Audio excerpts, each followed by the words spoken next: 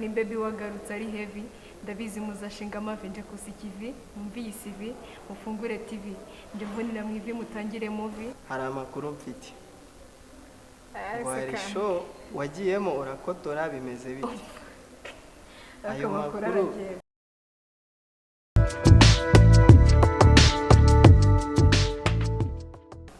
Yo, what's up everybody? Miposh is back again in the game. Yeah. So turagarutse muri Ghetto TV, ikiganiro ni Hidden Diamond. Yeah. Nabazana impano zigiye zitandukanye. Tugiye kureba undi mutumirwa wacu w'uyu munsi. Reka dukurikirane ikiganiro cyacu Hidden Diamond. Yeah.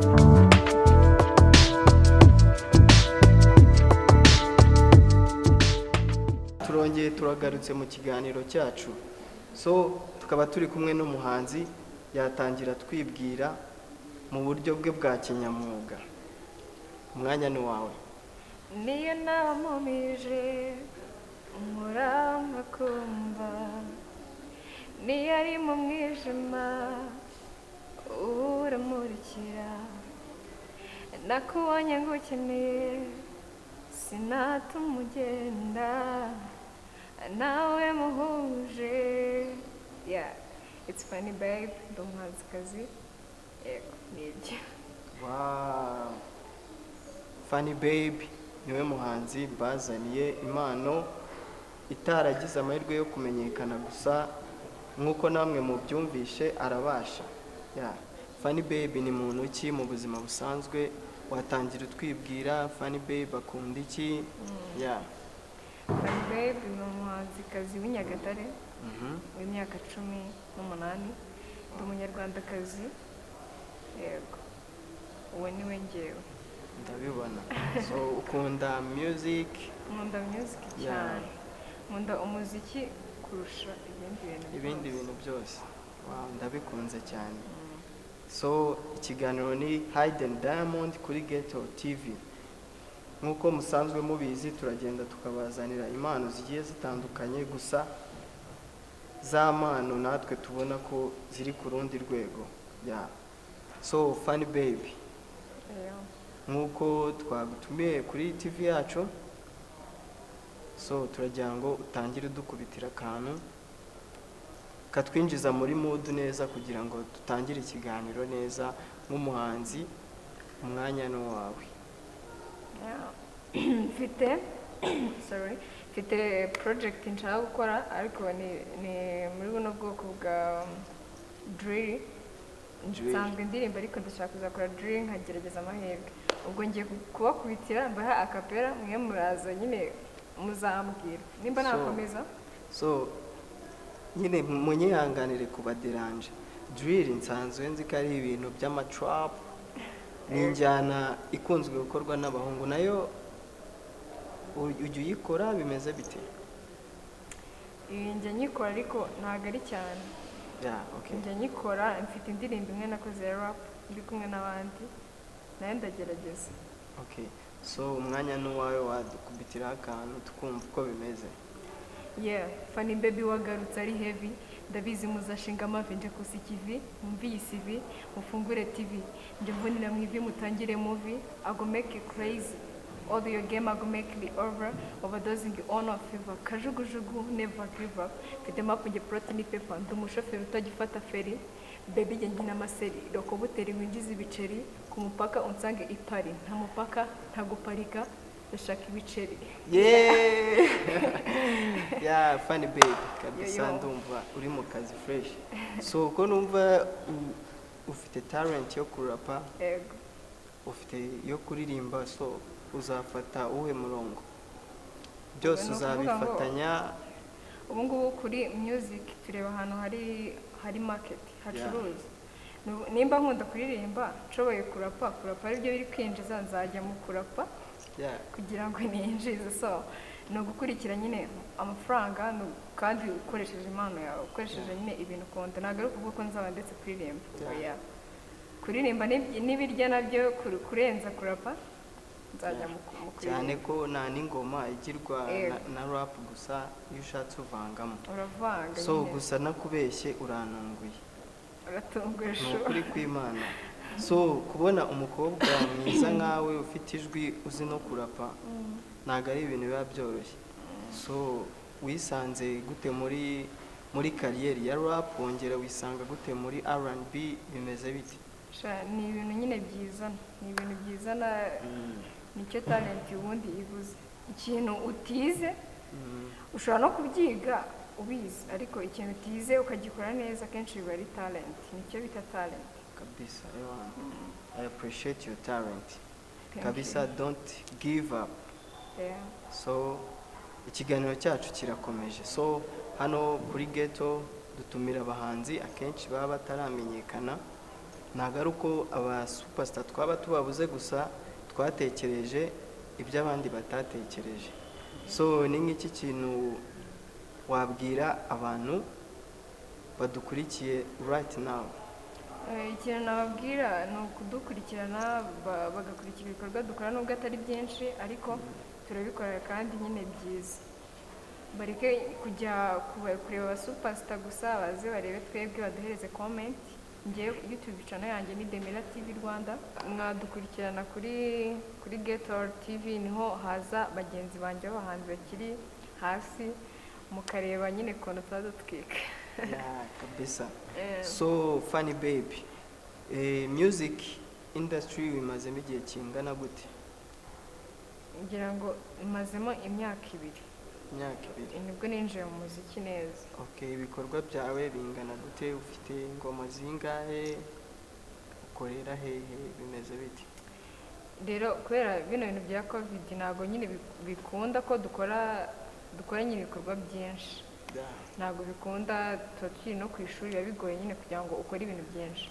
Ariko ibyo nakoze indirimbo 3 nizo ziri hanze. Ngira ngo nabwe kuri YouTube channel yanjye ko ariyo mwazibona kuri Demira TV Rwanda, niho ziri. Okay, izo ngoma ni R&B, harimo na drill? Oya, ni rap, imwe ni ya rap, izindi 2 ni naririmbaga nyine bisanzwe. Okay, kabisa. Impano yawe ewana, ndi kubona ari abantu benshi bari banyotewe kubona impano nk'iyi yawe, sibyo? So wagira n'ikindi kintu ubwira abantu badukurikiye kuri Ghetto TV channel ibazanira ikiganiro Hidden Diamond, wagira ikintu ubwira abantu badukurikiye, ukagira n'ikintu ubwira abantu bawe babasha kudukurikirana kuri iki kiganiro?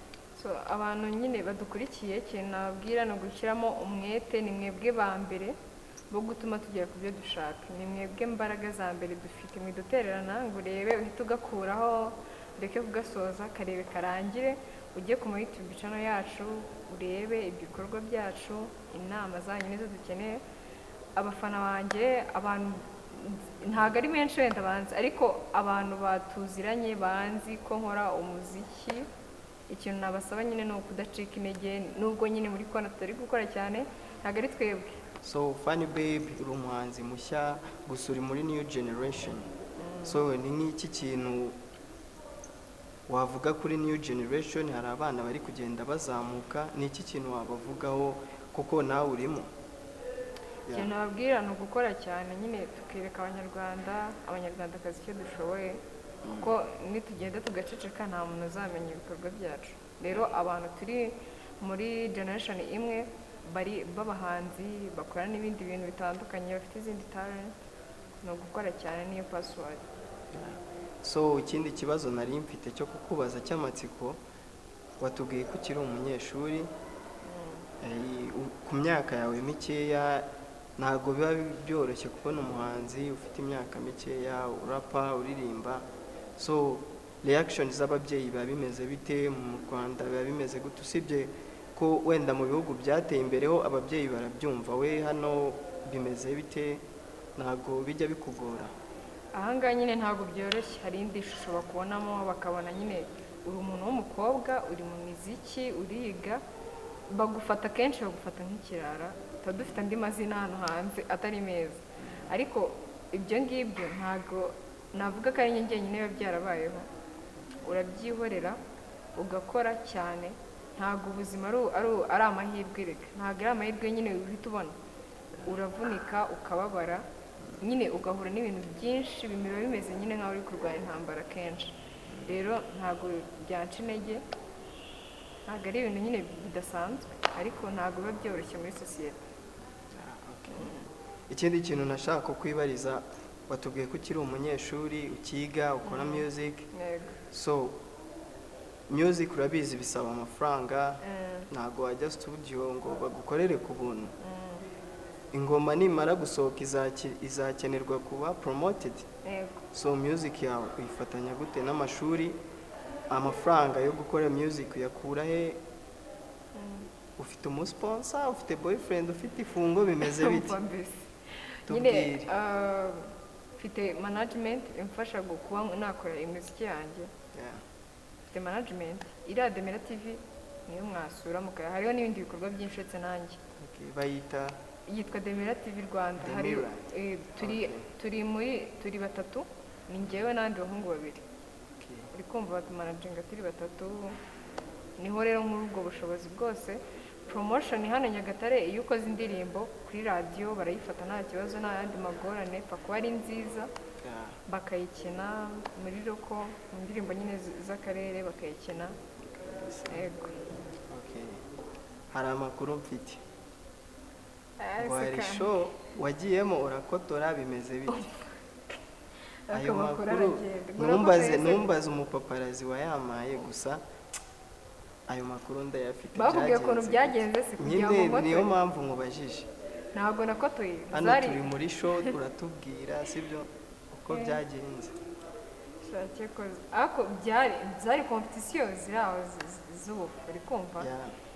Kandi urabizi muri competition ugomba kuririmba live bakumva content ko twe dufite insanganyamatsiko. Bakumva ibintu uri kuririmba, bakumva ubuhanga buri mu ndirimbo. Nyine iyo show yarabaye ni ku ishuri yarabaye, noneho ngenda ndaririmba bisanzwe, ntabwo nigeze nkoresha beat, nakoze live bisanzwe. Wakoze live? Noneho umupeti twe turi kumwe bari benshi, bari nk'umunani. Undi twari turi kumwe twe duhanganye, ari we nyine byagaragara ko turi butsindane hagati. We ashyiramo beat. Abajaji nibitarenga ibiki bumva beat gusa. Ariko nikoreye akazi kanjye. Ukora live undakora playback. None arangije aragutsinda. Beat y'ikigeragezo yatewe. None ngo rakotoye yawe ujya ngotora amana. Ntabwo nakotora ku bintu byo twe nyine tuba dufite abantu baduhereza amakuru impande n'impande. Ibyo bintu barakubeshye. Nyine ikintu cyo bari bazi ko ndi gutsinda benshi. Abenshi bari bazi ko ndi gutsinda, ariko ukuntu amarushanwa yakozwe imyange byarantunguye. Kuko ukuntu nari nanditse ntahantu byari bihuriye. Kandi n'uwo mwana nawe yari yambwiye ati uraza gutsinda ndabizi. Nyine bari yamuhaye amahirwe kare nawe kandi ari duhanganye. So uri kumva rero akenshi abajaji si ibintu bagendeyeho. Nimba umuntu akoresha beat kandi turi guhangana, undi nakoresha beat ntibumve, bakumva indirimbo undi bakumva beat. Ntabwo nzi rero ikintu nyine bakonsidarinzeho kugira ngo cyane ko iyo umuntu aplayinze live music no playback biba bitandukanye. Ntabwo bibaho birabintu. Nta nubwo mwagahanganye umwe akoresha beat undi ari live nyine music. Ngiye byarantunguye kuko njye natashye ntabwo icyo gihe nemeze neza, nahise ntaha. Namaze gukora stage nitahira ndavuga tugwe nimba ari ibihembo bazabinzana cyangwa bazabibika. N'akantu kakiryo kabagara numva ngo Beby yankubise, ariko nyine nahise numva nta bintu byadanje ko amarushanwa kenshi abari kwigisha kwihangana. Kuki wahise utazi? Icyo gihe ntabwo nari imeze neza. Ntabwo nari imeze neza, nabwo naje nje muri show nyine ndavuga kanze nkora ibyo n'undi naniyemeje gukora birangire. Ndataha rero nibwo numvise andi makuru ambwira ko ngo nabaye uwa kabiri, kuko twe turi ahantu 8, we abo wa mbere mbo wa kabiri abandi nyine bakurikira. Watahiye aho? Habe n'agatike mwana. Mani warakotoye ariko ntari. Sinarakotoye, sikumva narakotoye. Nawe nuri kunkomeza ngo narakotoye. Ndagukomeje mu kivandimwe sibyo se? So ikindi kintu nakubaza sibyo? So iyi industry ya music urimo urayibona gute muri iyi minsi? Industry ni sawa, nyine ikibura ni promotion. Ubwo abanyamakuru bari kutwumva bamenye ko ewan hari talent zirenze zikeneye promotion zikava kuri level imwe zikagera ku yindi level. So turimo turasoza wadukubitiraho akantu tukagaruka tubasezera. Bakubitire se. Bakubitire, wabakubitira dushaka kuri R&B naho dushaka kumva fresh. Kuri R&B. Yeah. Kuri R&B. Okay. Yeah. Ubu ngubu ngiye ko hari ibintu byinshi ndimo gupanga gukora. Yeah. Ubu nyine ndi gupanga drill. R&B rero. Ndazifite ingoma nyinshi za R&B.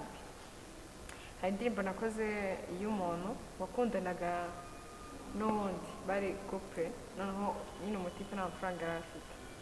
Rero ajya kuyashaka ariko ntiyabwira umubebe ngo ngiye aha, arigendera aramwihorera. So nakoze kuri iyo topic rero. Aho murazagaruka nubwo yagiye yarasezeye nawe arakwemera, arakwemera. Aho murazagaruka azanye n'amarongo nawe arakwemera, arakwemera. Uziko wandirimbiye story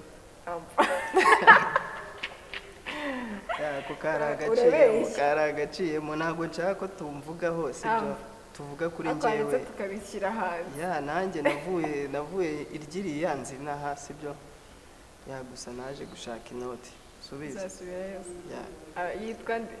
Umukobwa yitwa Fanny Beby. Aratangira anyiga. Nese ufite boyfriend bimeze bite? Nkubajije ikibazo kigoranye se? Ntago bigoranye ariko ibintu wabiritse wambaye ibintu. Urabimbwirira inyuma ya kamera narebe sibyo se? So ndakeka byari ibyo ikiganiro nakagaruka tubonana ubutambazanira indi mpano itwika gusa ubutaha bwo ewan ni surprise. N'ubu ngubu hahiye Fanny Beby ndagushimiye sibyo? Urakoze cyane. Ndagushimiye kuba witabiriye ubutumire bwacu. Hari ibindi wari ufite byo gukora, so thank you.